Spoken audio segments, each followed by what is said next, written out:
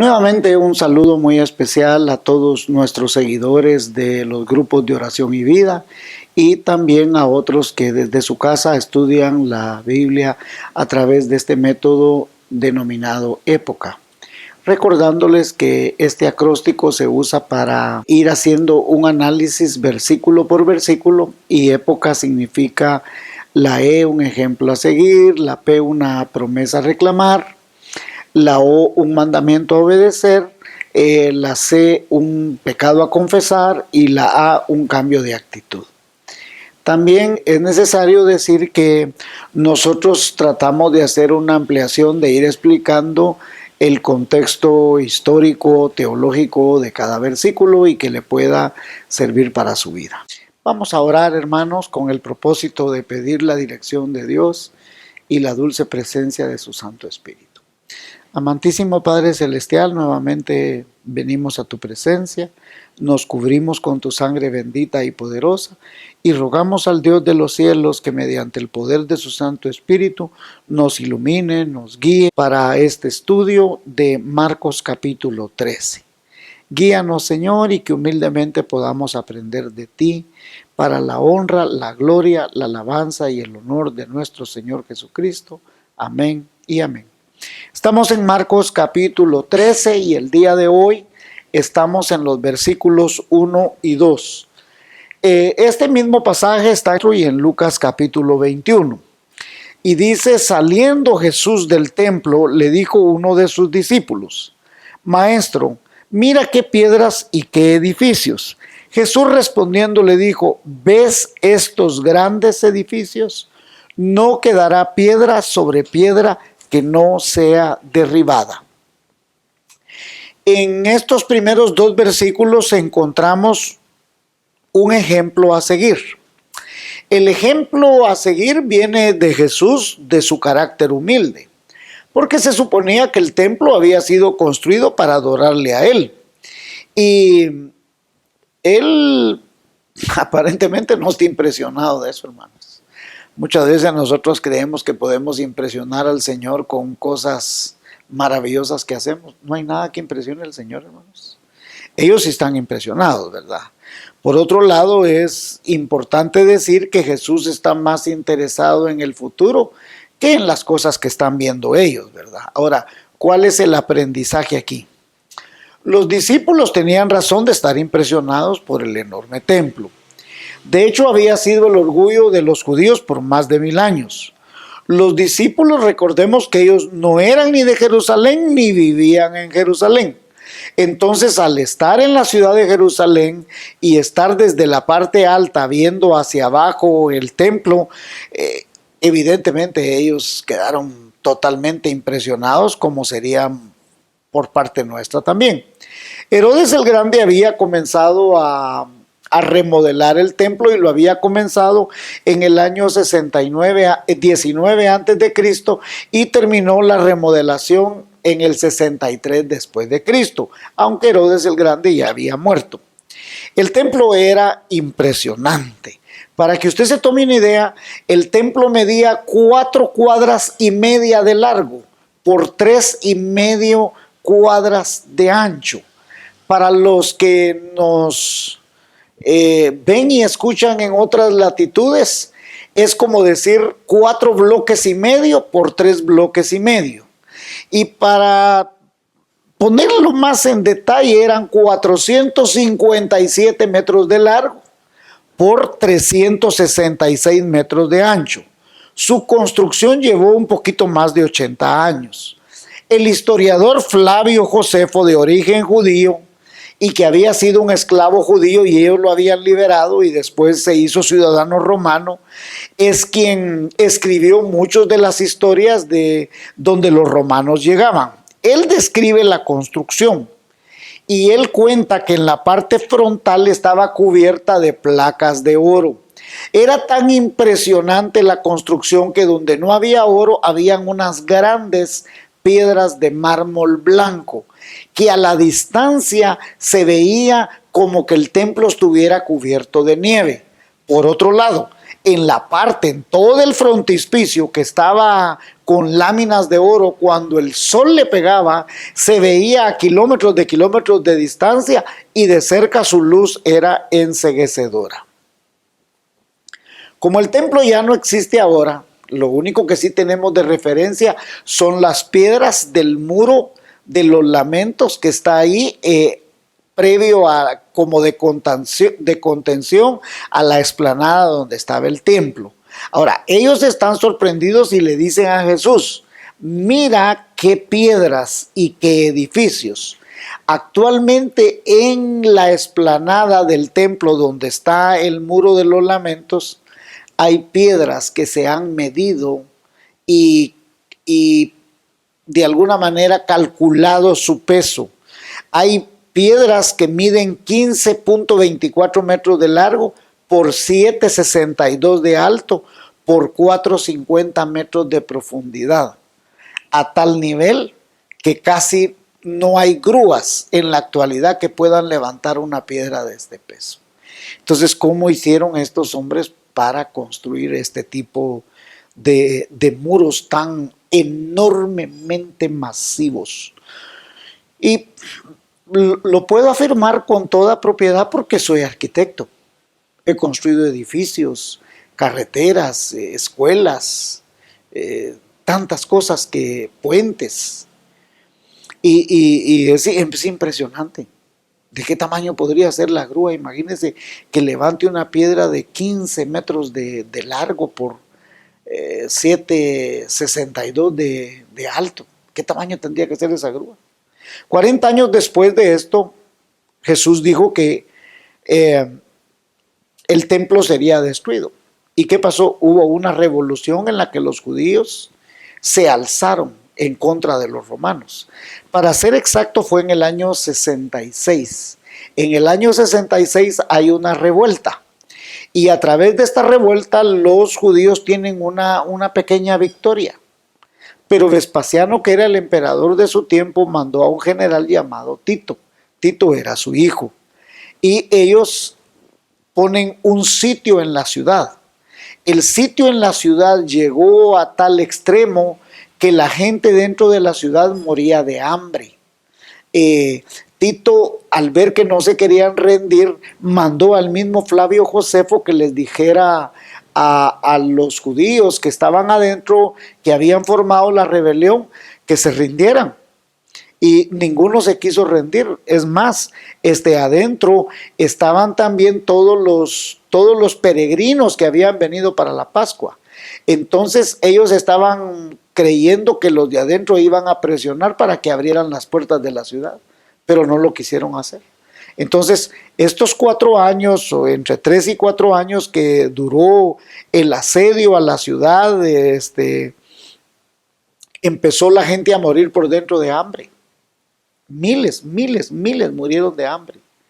El mismo historiador Flavio Josefo dice que murió 1 millón en sus libros, dice que murió 1.100.000 judíos. Y por supuesto, la destrucción del templo. Ahora, en medio del combate, cuando logran entrar a la ciudad, el combate se va haciendo muy recio. Los judíos que estaban adentro estaban resistiendo muy bien, pero llegó un momento en que ya estaban débiles también de todo el tiempo que había durado el asedio a la ciudad, y entonces ellos van huyendo hacia atrás, y se logran refugiar en el templo, que era el lugar más grande, más enorme, con esa gran fortaleza que tenía ahí. Y un soldado romano en estado de ebriedad iba con una antorcha y resulta que le pega fuego al templo. El templo, absolutamente todo, escúcheme, agarró fuego. Como el templo por dentro todo era forrado de madera. Entonces el templo, al agarrar fuego, derritió todo el oro que estaba en el frontispicio. Al derretirse el fuego, el oro se fue entre las hendiduras de las piedras. Entonces, es interesante que los romanos no querían destruir el templo. Por otro lado, los romanos no querían que esto pasara así. Pero ni modo, el oro al irse entre las hendiduras de las piedras, Tito ordenó que fuese quitada piedra sobre piedra, hasta que no quedó ni una sola piedra. Y así se cumplió la profecía que Jesucristo dijo: de cierto os digo, que no quedará piedra sobre piedra que no sea destruida, cumpliéndose al pie de la letra lo que Jesús había dicho. Versículos 3 y 4. Señales antes del fin. Dice así: y se sentó en el monte de los olivos frente al templo. Ahí estaba el monte, ahí estaban ellos sentados. Y Pedro, Jacobo, Juan y Andrés le preguntaron aparte: dinos, ¿cuándo serán estas cosas y qué señal habrá cuando todas estas cosas hayan de cumplirse? Ponga atención a esto que están diciendo aquí, porque esto nos va a servir más adelante para poder tener el contexto claro de la pregunta que está haciendo Pedro, Jacobo, Juan y Andrés. ¿Y qué le preguntaron? ¿Cuándo iban a hacer estas cosas y qué señal habrá cuando todas estas cosas hayan de cumplirse? En Mateo lo que le dice es: dinos cuándo serán estas cosas y qué señal habrá de tu venida. Así es como dice en Mateo, ¿sí? Y él está diciendo aquí cuándo se cumplirán todas estas cosas, ¿sí? En el 3 y el 4. Muy bien. Aquí nosotros tenemos un ejemplo para seguir. Me fascina nuevamente la humildad de Jesucristo de sentarse con sus discípulos a observar y pasar un rato ameno con sus discípulos. Seguramente platicaban coloquialmente las cosas que le sucedían todos los días, y de alguna manera, como Jesús, aquellos están admirados por el templo, las piedras, y que Jesús les diga que no va a quedar piedra sobre piedra que no sea quitada del templo, es obvio que aquellos se quedaron con duda. Cualquiera tendría duda, cualquiera le comería la curiosidad de saber, y entonces le dicen: dinos cuándo va a pasar esto, ¿no? Ahora, nosotros, un aprendizaje aquí es que nosotros necesitamos pasar tiempo con la gente que amamos. Máxime ahorita que nadie está yendo a la iglesia, ya llevamos más de mes y medio de no estar yendo a la iglesia, a muchos genuinamente nos hace falta ir al culto, ir al templo, platicar con la gente, pasar tiempo con la gente.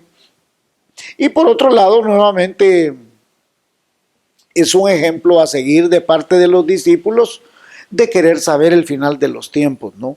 Mucha gente, créanme, no tiene interés de saber qué va a pasar en el futuro.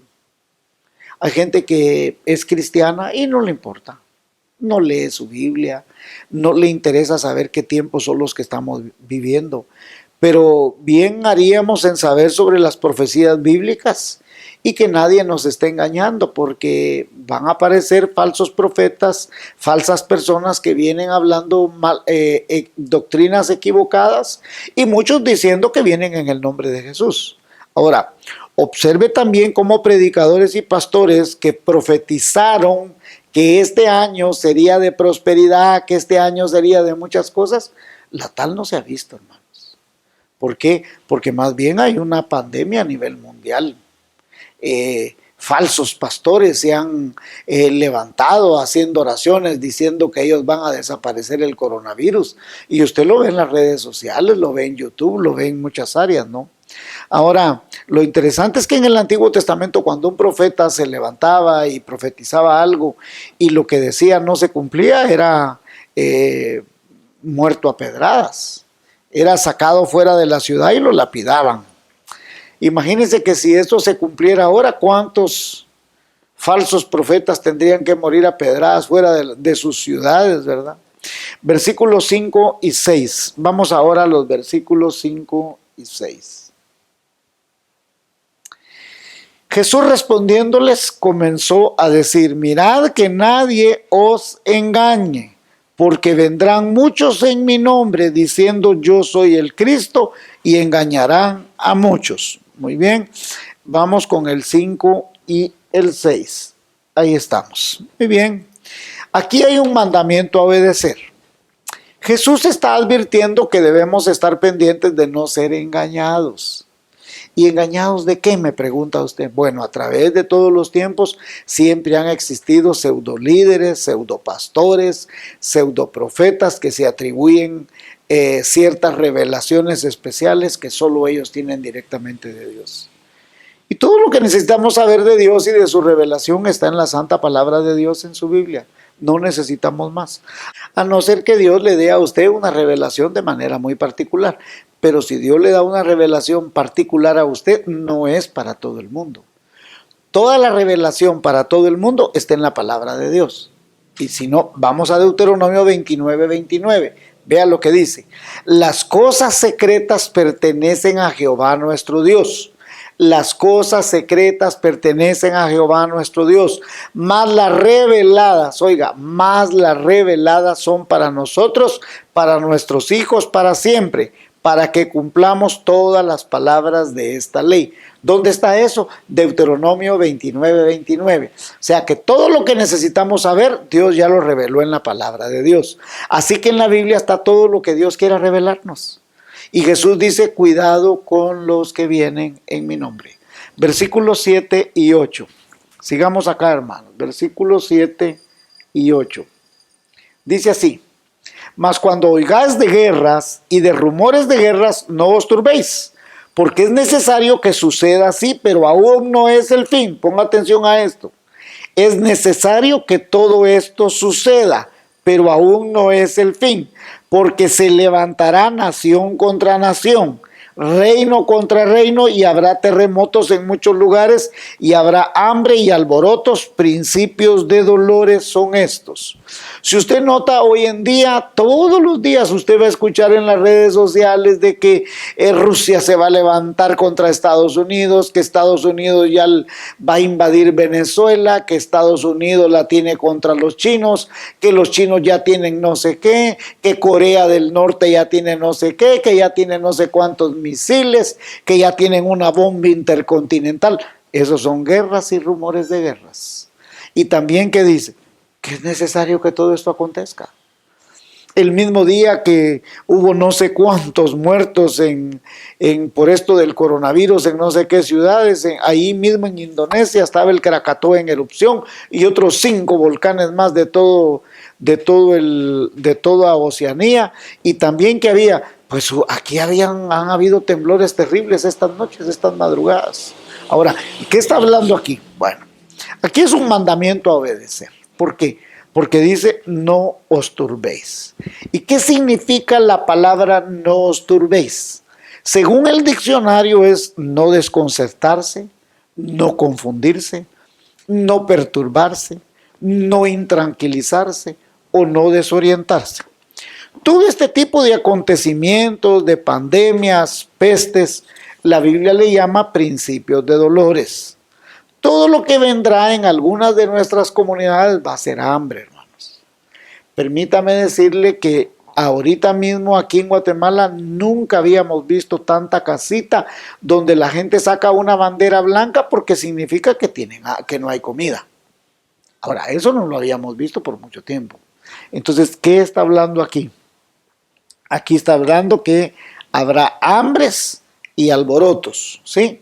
Ahí está clarito, mire, habrá hambres y alborotos, pero ¿qué está diciendo? Que aún no es el fin. Ahí hay gente, hermanos, en las redes sociales, y escúcheme esto por favor, ponga atención. Ahí usted ve en YouTube la gente anunciando que ya viene el fin, que ya viene, no sé qué. Jesús está diciendo que no es el fin. Ahora, ¿a quién le hace caso usted? A todos esos youtuberos sensacionalistas que lo que quieren es que les pague YouTube dinero porque le dan clic a todos los videos que miran. Nosotros no estamos preocupados porque millones miren lo que nos estamos enseñando. Nosotros nos interesa que nuestros discípulos aprendan lo que dice la Biblia. Y hermanos, mire cuánta gente se ha levantado para decir ahorita que ellos ya tienen la revelación de que Trump cumple las profecías. Mentira, sin el nombre de Trump ni aparece en la Biblia. Pero oiga usted sus predicadores diciendo que Trump cabal cuadra con el no sé qué chino y con el no sé qué ruso. Mentira, hermanos, mentira, no le haga caso a la gente. porque vendrán muchos en mi nombre, engañadores. Y todo esto tiene que suceder, pero todavía no es el fin, dice. ¿Sí? ¿Lo dice claramente o no? Muy bien. Vamos al versículo 9, hermanos. Vamos al 9, por favor. Pero mirad por vosotros mismos, porque os entregarán a los concilios y en las sinagogas os azotarán, y delante de gobernadores y de reyes os llevarán por causa de mí para testimonio a ellos. Aquí nuevamente hay un mandamiento a obedecer. Mirad por vosotros mismos. Jesús les dijo a sus discípulos que estuvieran preparados. ¿Por qué? Porque vendría una persecución. Para algunos teólogos afirman que esto fue al periodo inmediato en que Jesucristo partió hacia el cielo. Y así lo vemos, por ejemplo, el mismo Pedro, que es azotado, que es perseguido, que es encarcelado. El mismo Pablo, no había ciudad a donde no llegara, que no fuera perseguido, que no fuera encarcelado. Y Pablo mismo tiene que predicar ante reyes, ante grandes autoridades. Ahora, sea como sea, para aquel tiempo y para el nuestro, nosotros debemos estar preparados para presentar defensa del Evangelio como testimonio de que creemos en Cristo Jesús como nuestro Señor y Salvador personal. Pero evidentemente todavía no es el fin. Versículo 10. Y es necesario que el Evangelio sea predicado antes a todas las naciones. Vea esta palabra, mire pues. Y es necesario, primera cosa, es necesario que el Evangelio sea predicado antes de qué, de la venida de Él. ¿A dónde? A todas las naciones. Aquí hay un mandamiento a obedecer. Primero, Jesús nos ordena que nosotros debemos de predicar el Evangelio y que el Evangelio tiene que ser predicado a todas las naciones. Ahora, en Mateo 28 claramente ordena que nosotros, por tanto, id, dice, y hacer discípulos a todas las naciones, bautizándolos en el nombre del Padre, del Hijo y del Espíritu Santo. O sea, si usted, como un fundamento teológico, usted no lo puede sacar solo de un versículo. Pero cuando usted en varias partes de la Biblia aparece el mismo fundamento, es teología, es doctrina. ¿Y cuál es una de las doctrinas? Predicar el Evangelio. Jesucristo lo ordena en Mateo, lo ordena en Lucas, lo ordena aquí en Marcos, que vayamos por todas las naciones y que es necesario que el Evangelio sea predicado. Y además en Mateo 28, de manera directa dice, id y haced discípulos. Tenemos que predicar el Evangelio. Ahora, Jesús afirma aquí la palabra, es necesario que el Evangelio sea predicado. Ahora, por un lado, él dice que es necesario, por otro lado, es un privilegio.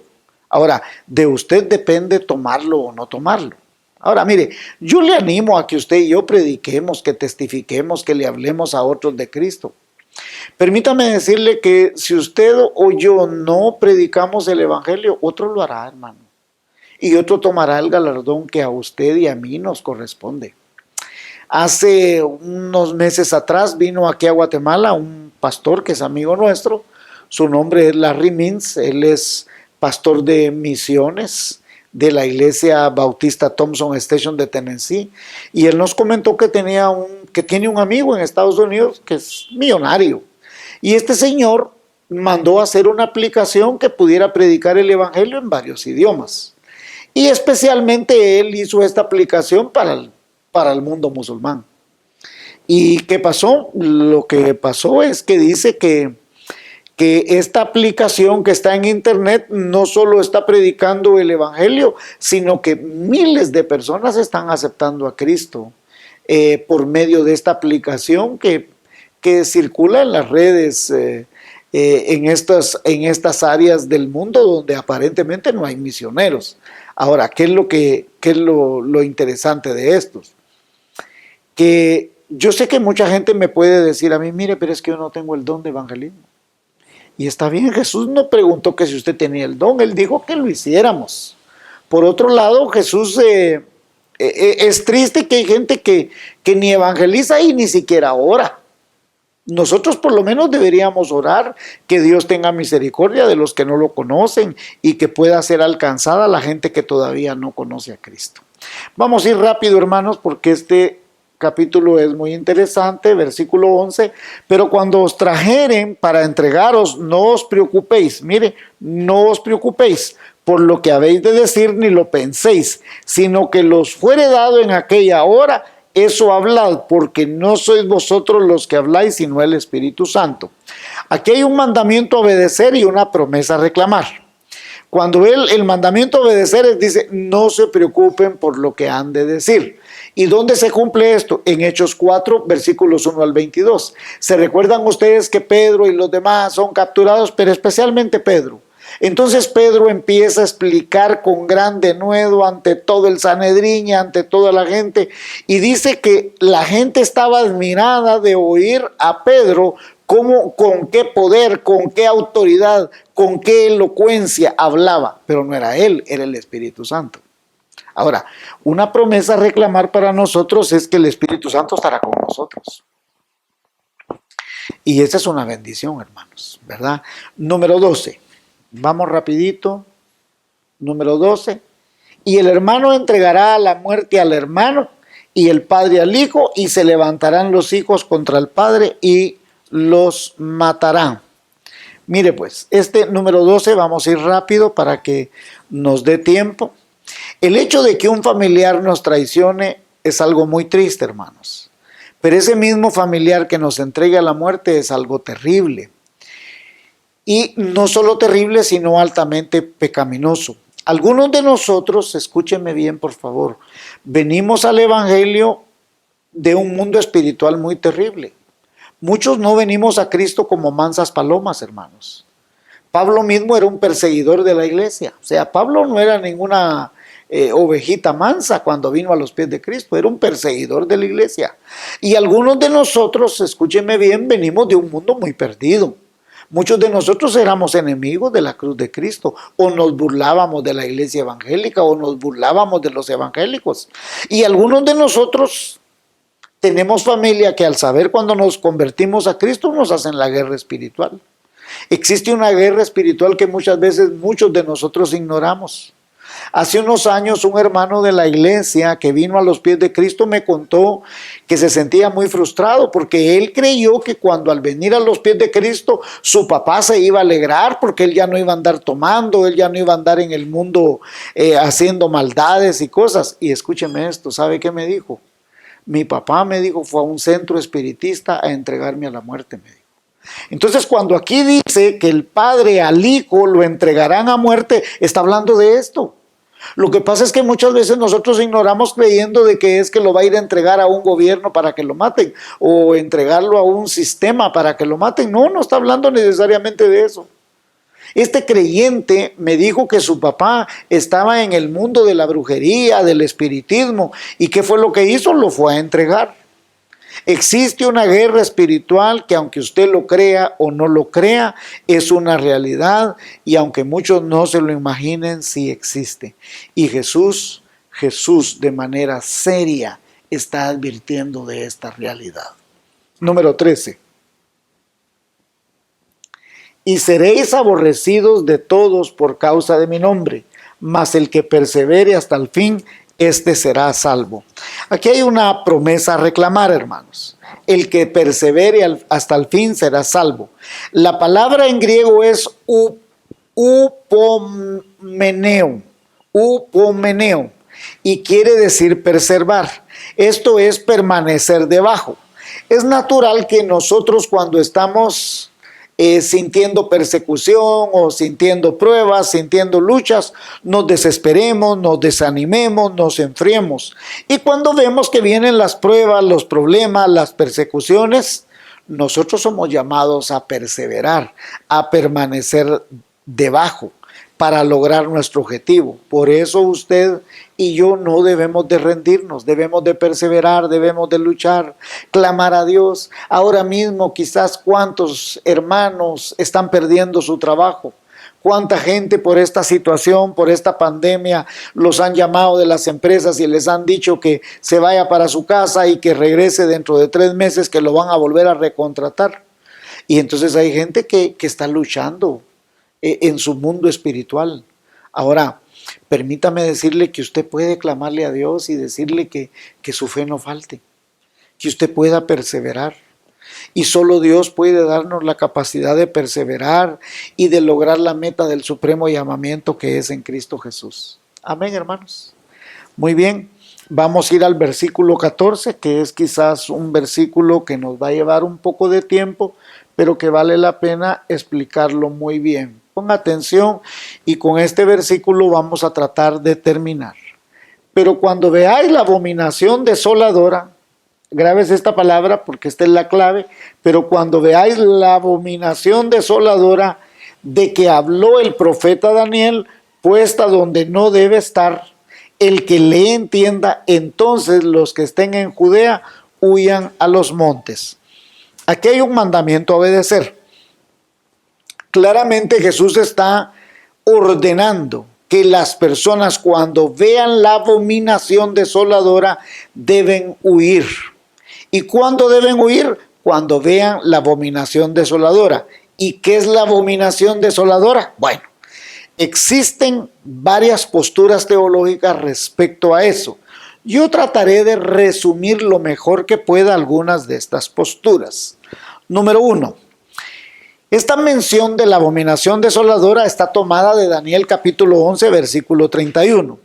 Y dice, y se levantarán de su parte tropas que profanarán el santuario y la fortaleza y quitarán el continuo sacrificio y pondrán la abominación desoladora. Aquí se describe una completa profanación del templo. Y algo parecido sucedió con Antíoco Epifanes. Y esto sucedió entre el Antiguo y el Nuevo Testamento. Antíoco profanó el templo de una manera horrenda. ¿Sabe qué hizo él? Agarró cerdos y la carne de los cerdos la puso en el lugar santísimo, en el altar del holocausto. Y en todo el atrio puso burdeles públicos donde la gente lo profanara. Y también, ¿qué más hizo? Bueno, colocó la estatua de Zeus y le pidió a los judíos que la adoraran. El problema es que esto sucedió antes de que Jesús lo dijera. Entonces no se cumple la profecía de Jesucristo. Número 2. Pablo nos dice en 2 Tesalonicenses capítulo 2, versículos 3 y 4. Nadie os engañe en ninguna manera, porque no vendrá sino antes que venga la apostasía y se manifieste el hombre de pecado. Oiga, tiene que manifestarse un hombre de pecado. Sí, dice, el hijo de perdición, el cual se opone y se levanta contra todo lo que se llama Dios o es objeto de culto, tanto que se siente en el templo de Dios como Dios, haciéndose pasar por Dios. Aquí está hablando del anticristo.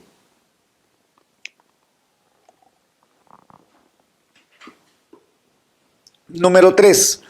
Daniel 12 al 11 nos da más detalles. Y desciende, dice, y desde el tiempo que sea quitado el continuo sacrificio hasta la abominación desoladora, habrá 1290 días. Cuando esta señal se manifieste, el final está determinado en 3 años y medio, antes del triunfante regreso de Jesucristo. Número 4. Ireneo, un escritor primitivo de finales del siglo II después de Cristo, escribió esto. Mire lo que dice. Pero cuando este anticristo haya de devastar todas las cosas en este mundo, él reinará por 3 años y 6 meses y se sentará en el templo de Jerusalén. Lo mismo que está diciendo Pablo allá. Y luego el Señor vendrá del cielo en las nubes, en la gloria del Padre, enviando a este hombre y a aquellos que le siguen al lago de fuego pero trayéndolo para los justos los tiempos del reino. Número 5. Cuando Jesús predice la abominación desoladora, asumimos que el templo está en funciones. Ahora bien, no puede haber abominación desoladora si no hay templo. Y esto nos lleva a las siguientes cosas. El templo quedó literalmente destruido, piedra sobre piedra, por Vespasiano o por órdenes de Vespasiano con el general Tito en Israel en el año 70. Ahora, Israel nuevamente se reúne como nación en el año de 1948. Permítame decirle esto. Hubo la ocupación romana de la que hablamos al principio en el año 66, ¿verdad? Y hubo un sitio hasta el año 70. Las guerras en realidad duraron hasta el año 73, cuando Masada es destruida, que fue el último lugar que todavía tenían como bastión los judíos. Pero desde ahí, como murió según Flavio Josefo 1.100.000 personas, hay algunos que dicen que fueron 1.300.000, y se dio una gran diáspora que hasta 1948 es que el pueblo de Israel se vuelve a reunir, cumpliéndose por casi 2000 años, póngame atención, por casi 2000 años, el que se cumpliera la profecía que la nación de Israel se volvió a juntar. Ahora, existe en Israel ahora mismo un fuerte grupo de judíos decididos a reconstruir el templo. Afirman tener la tecnología, el dinero, los materiales y los recursos para levantarlo de manera insignificantemente en un tiempo corto. Ahora, también afirman que todo lo van a replicar al detalle. Las ollas, los utensilios, las tenazas, todo lo del sacrificio del templo dice que lo van a hacer exactamente igualito. El problema es que donde tienen que construirlo está en posesión de los árabes, donde está el templo de la roca. Ahora bien, es importante afirmar, póngame atención, que la gran mayoría de judíos no les importa ni el templo ni los sacrificios. De hecho, hasta es probable que hayan organizaciones de derechos de animales que no les permitirían hacer los sacrificios.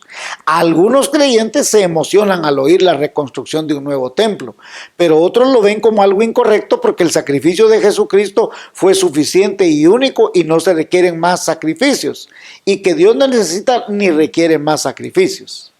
Número 6. Algunos dicen que esto ya se cumplió en el año 70 porque ya no hay más templo, pero la pregunta inicial fue de toda esta discusión que vamos hasta el versículo 14 fue esta: dinos cuándo serán estas cosas y qué señal habrá de tu venida. El templo fue destruido en el año 70 y Jesús todavía no ha venido. Entonces la abominación desoladora significa que hay alguien, como dice Pablo, como dice Ireneo, como dice el mismo Daniel, que se va a sentar en el templo después de 3 años y medio y proclamará que se le adore, siendo él el anticristo. Y entonces, cuando ya suceda eso, es que entonces Jesús vendrá. Hasta aquí nos vamos a quedar, hermanos, y vamos a continuar en el siguiente episodio de Marcos capítulo 13, del versículo 15 en adelante. Que Dios les bendiga y les animo a que confiemos en el Señor. Él mismo está diciendo que no temamos, que confiemos, que sigamos adelante. Y hermanos, todos estos acontecimientos es principio de dolores, porque todavía no es el fin. Que Dios les bendiga, hermanos.